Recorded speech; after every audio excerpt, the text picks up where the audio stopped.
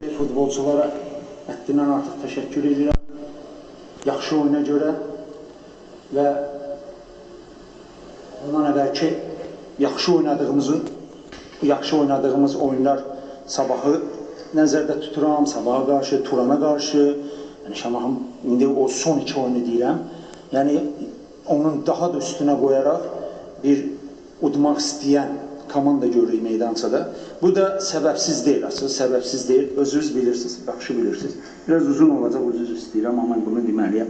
Özünüz bilirsiniz ki, Neftçi hansı kalibrdə olan komandadır?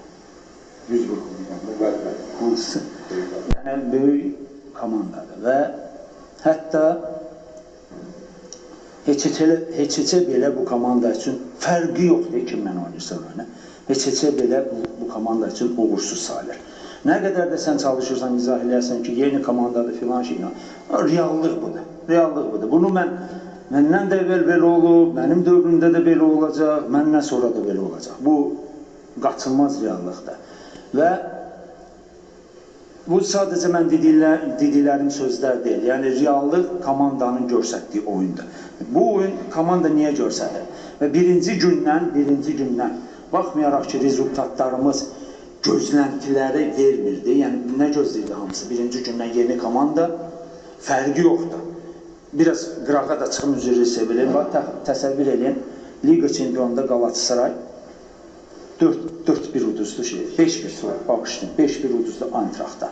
Maraqlı gəldi ki, məşqçi nələr deyəcəkdir? Məşqçi nəyin üstündə durdu? Bu bəhanə də saya bilərsiniz, hər şey saya bilərsiniz, sadəcə biz o komandada olmadığına görə. Yəni, biz burada bir baş məşqçi pres konferensiyada nələrsə danışırsa, yəni, bunu hər cür qəbul eləmək, bu normal bir şeydir. Yəni, həmən reaksiya verib nəyisə yazmaq, qəbul eləmək, bunlar normal bir şeydir. Yəni, amma siz bizim yanımızda deyilsiniz. Siz bu işin içində deyilsiniz və siz bizi qədər baş verən prosesləri nə bilə bilərsiniz, bu da normal bir şeydir də, nə, necə deyim sizə də, yəni, qısası sizlik deyil.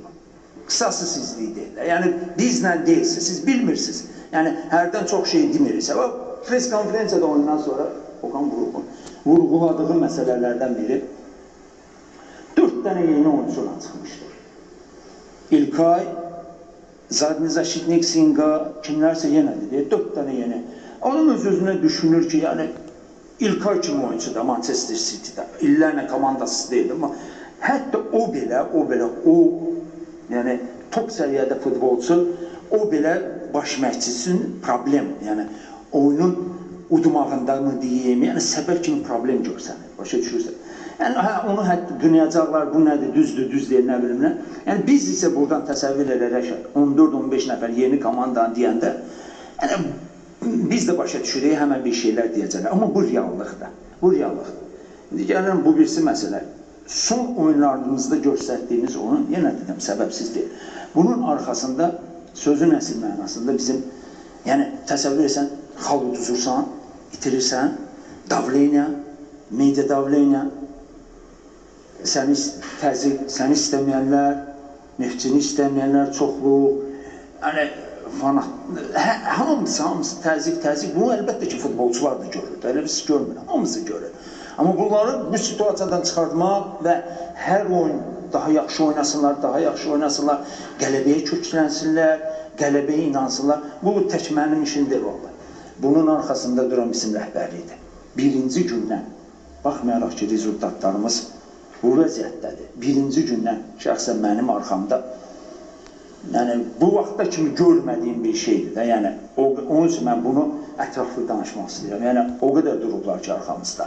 Və udmaq üçün nə lazımdırsa, mən deyərdim ki, hətta artığın da, yəni, eləyirlər və bizi ayaqda saxlayan, bu cür oynamağa, yəni, itələyən də, deyərdim, vallahi bizim təkan verən bizim rəhbərlikdir.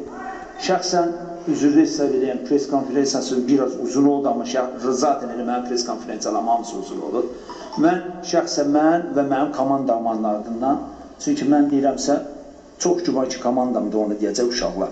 Mən bu oyunu şəxsən bizim rəhbərliyə həsr edirəm, sağ olsunlar, var olsunlar. Yəni, biz də inşallah bu oyun yox, bu oyunda biz üçün yeni qələbələr üçün bir təkan olar. Sağ olun, var olun.